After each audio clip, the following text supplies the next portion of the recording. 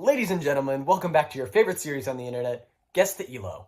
I'm Knockoff Gotham Chess, and yesterday I played a game so ridiculous that I had to share it with all of you. Let's go. The craziness starts right away as my opponent plays a3. This essentially gives me the first move as black, but as if I was playing white. So I play f5, which is basically the bird's opening, but colors reversed. And then he plays b3. Play knight f6. I just play a basic bird's opening setup, and he plays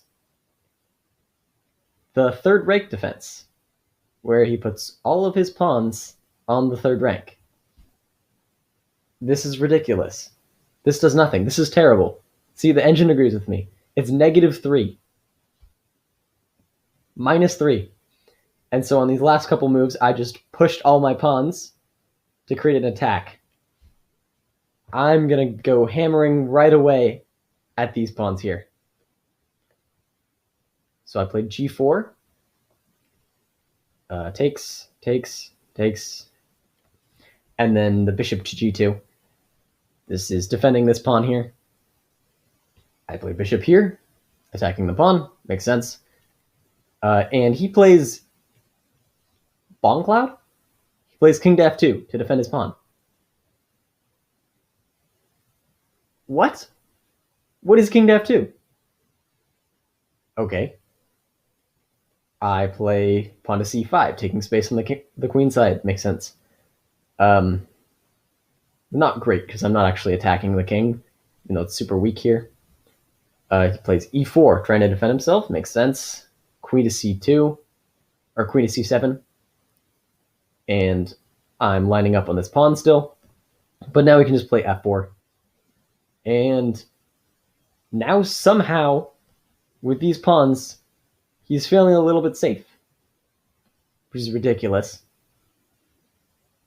Knight c6. Okay, and knight c6 is a move that either you have no idea what's coming and you totally missed this fork, or you have something planned. And in this case, I had something planned. I play knight takes e5, sacking the knight for 2 pawns, and opening up all of this space in front of his king. Why he even went for this fork, knowing that I could sack the knight, I don't know, because this looks terrifying for him. Plays knight there, trying to defend. I mean, obviously defending this pawn. He really wants to keep this pawn alive. I don't know why. I think it's just making his position weaker, but we'll see. I put the rook onto the f-file. This is an open file, so the rook belongs there, and the king is also on the open file, so it looks great for me. He plays bishop here,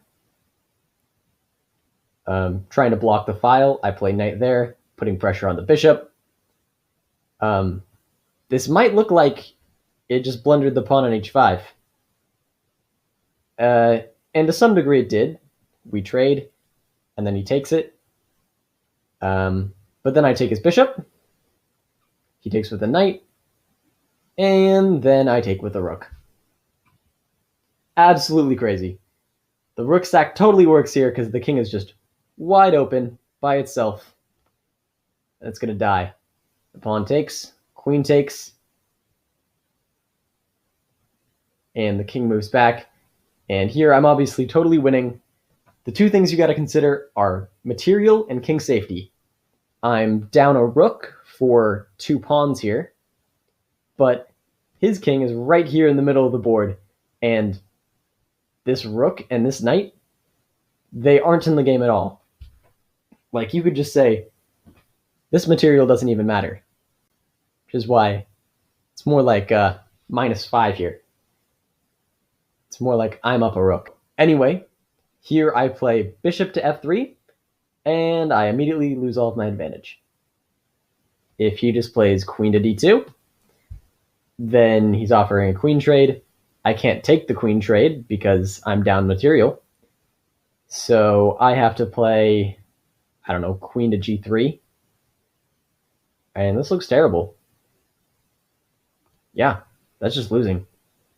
But instead, my opponent plays queen to c1 and blunders the queen in 1 move. And then they resign.